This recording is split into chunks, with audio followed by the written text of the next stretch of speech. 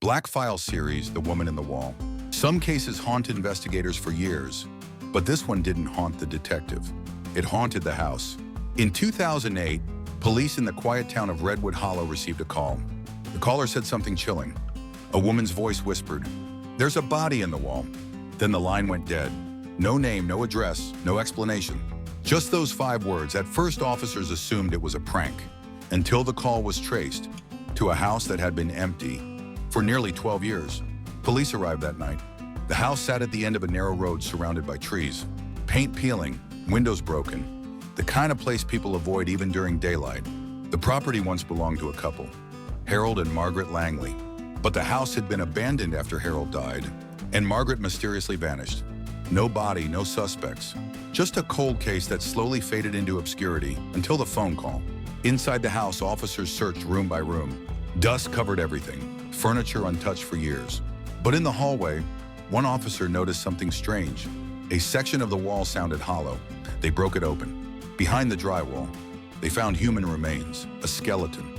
Dental records confirmed it days later.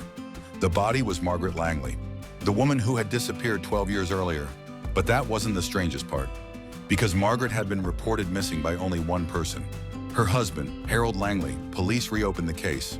But there was a problem. Harold Langley couldn't be questioned, because according to records, Harold had died 10 years earlier.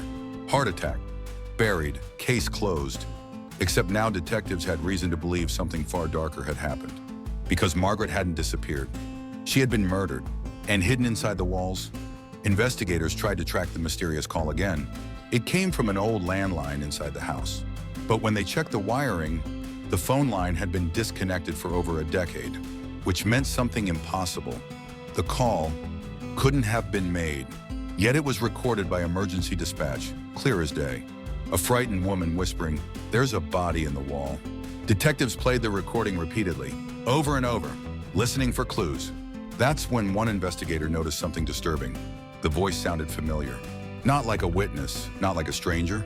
It sounded like Margaret Langley, the woman whose body had been in the wall. But the most disturbing revelation came weeks later, when forensic analysts examined the skeleton more closely. Margaret Langley had not died 12 years earlier. She had died roughly 2 years ago, which meant something horrifying.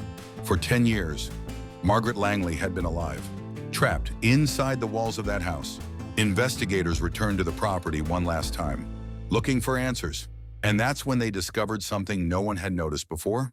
Hidden behind another section of drywall was a small crawl space, barely large enough for someone to move. Inside it were food cans, water bottles, and scratch marks covering the wood. Margaret hadn't been buried inside the wall.